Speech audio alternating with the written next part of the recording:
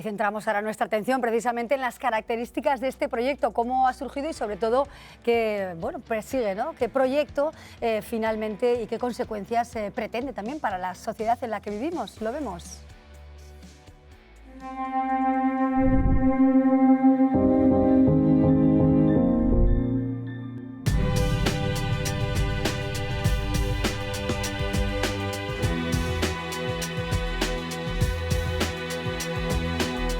Este proyecto nace con el objetivo de buscar o de desarrollar nuevos fármacos frente a enfermedades infecciosas que son crónicas, que son persistentes y cuyo tratamiento es difícil con antibióticos porque estas bacterias desarrollan resistencias a los mismos que hacen que los antibióticos no funcionen correctamente.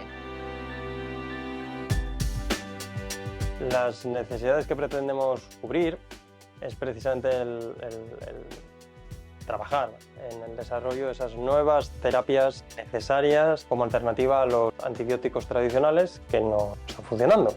En concreto, hemos abordado la búsqueda de fármacos que pueden combatir la formación de biopelículas bacterianas asociadas a infecciones crónicas en los pulmones de pacientes que tienen enfermedades respiratorias de base como la enfermedad pulmonar obstructiva crónica. Estos enfermos suelen ser susceptibles a infecciones bacterianas, todos lo somos, pero en su caso estas infecciones suelen ser de mayor gravedad, que son más frecuentes y tienen el enfermo digamos un peso mayor y pueden llevar incluso a inhabilitación, en algunos casos hasta la muerte. Particularmente, nuestra parte, la parte que desarrollamos aquí en AIN, consiste en el desarrollo de nanoplataformas, ¿vale?, para la liberación de estas nuevas alternativas a los antibióticos. Por otro lado, lo que intentamos hacer es, y ahí es donde está más involucrado mi grupo, es evitar la práctica tradicional de utilizar animales de experimentación para probar estos fármacos. Y lo que queremos hacer, lo que hacemos en mi grupo aquí en el CIMA, es desarrollar una serie de herramientas basadas en microfluídica que son capaces de reemplazar el uso de los animales.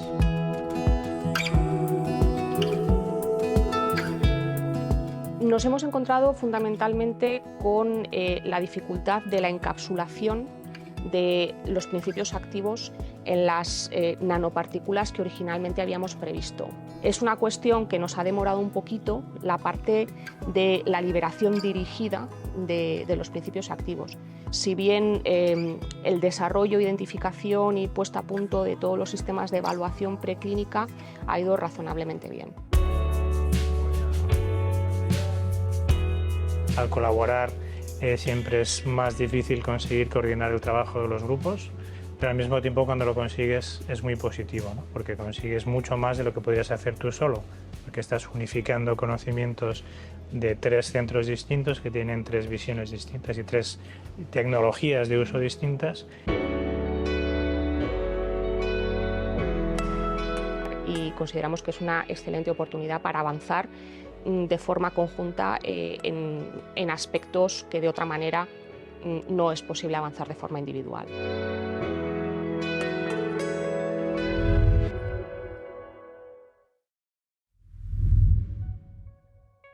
Hoy nos enfocamos en este importante proyecto NanoPharmaChip. Ya ven que está desarrollado entre IDAP, CSIC, CIMA y AIN. Vamos a saludar ya a nuestras invitadas e invitados.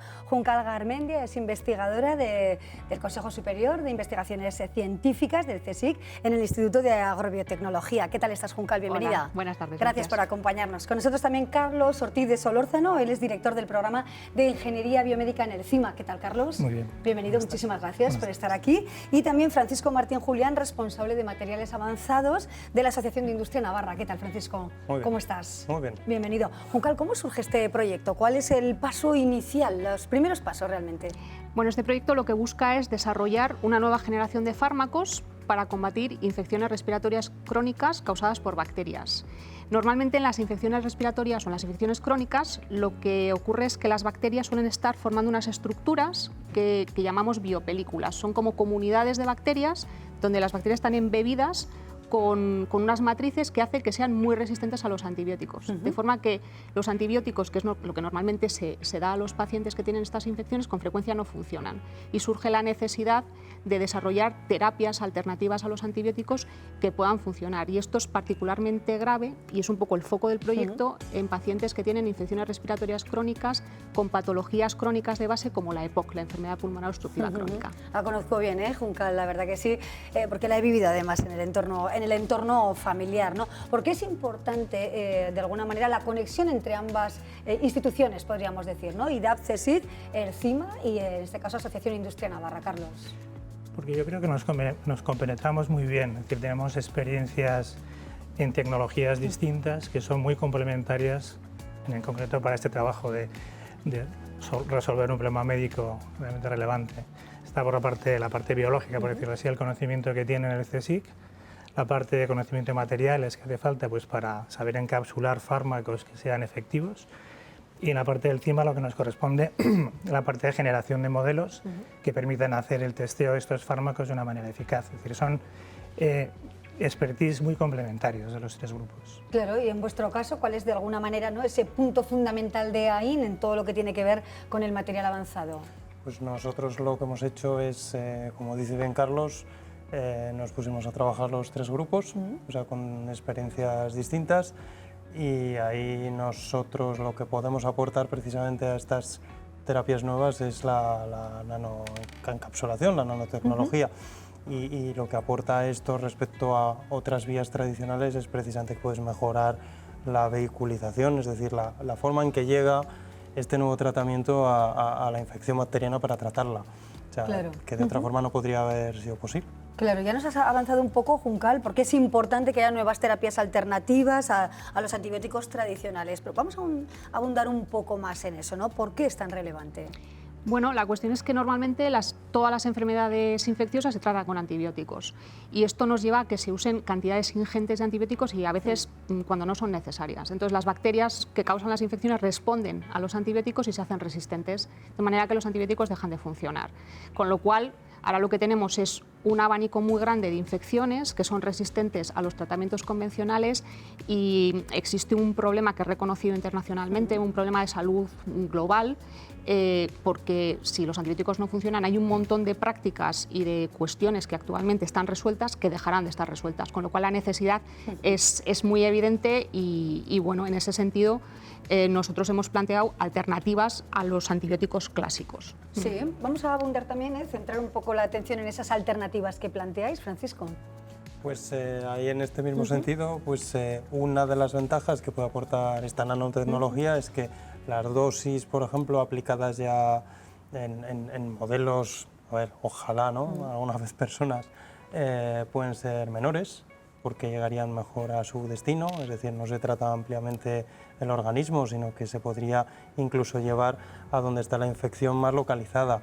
Este es un caso también muy concreto, esto es de verdad, en el que las moléculas, las nuevas alternativas a estos antibióticos, no son solubles en agua, es decir, no podrías llevarla al organismo de forma sencilla. Entonces estas plataformas te permiten meter estos compuestos que no podrían ser de otra forma absorbidos por tu organismo de forma más fácil.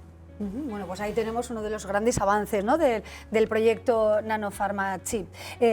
Uso de animales para experimentar nuevos fármacos. Ahí también tiene una vía importante este proyecto, Carlos. Claro. Pretendéis precisamente eso, ¿no?, evitar el uso de animales. Pretendemos evitarlo por los costes asociados y por las cuestiones éticas también asociadas al uso de un número alto de animales que al final evidentemente acaban siendo sacrificados, ¿no? Entonces, en ese sentido, lo que hemos buscado es utilizar herramientas que nos permitan simular lo que ocurre en los pulmones dentro de lo que se llama un órgano on a chip, en este caso un airway, una vía aérea que fabricamos en unos chips pequeños que nos permiten recrear dentro de estos chips lo que ocurre realmente en los pulmones, de manera que simulamos de manera artificial en un elemento que es microscópico pues la composición de células que tiene la vía aérea de un humano, y también podemos simular el proceso por el que las bacterias que están en el ambiente acaban infectando las células.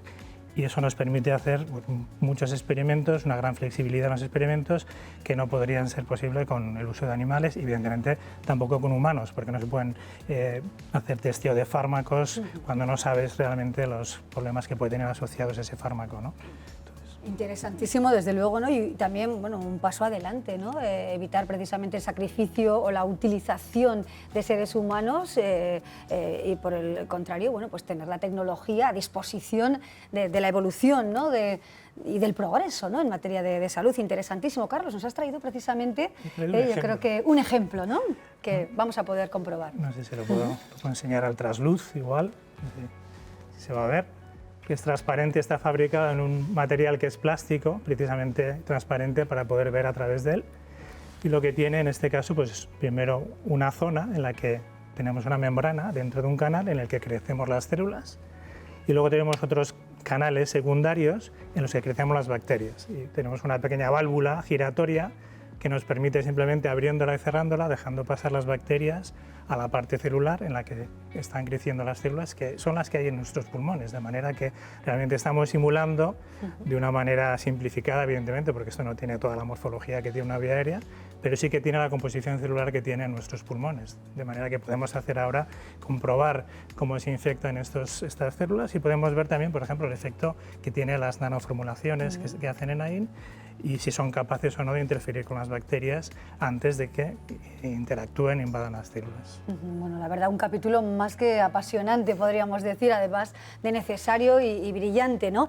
Juncal, tú también nos has traído otra solución, unas placas Petri, ¿verdad?, donde han crecido las bacterias. Sí, en este sentido está totalmente relacionado con lo que acaba de mencionar Carlos, porque para poder hacer la visualización de los procesos de infección en los dispositivos, todo eso se hace con microscopía de fluorescencia o con focal, y para eso necesitamos que los elementos que queremos ver emitan fluorescencia. Entonces, como parte del proyecto, hemos diseñado todo un panel de cepas bacterianas que emiten fluorescencia, de manera que las podemos utilizar en el modelo de infección para poder visualizar los procesos.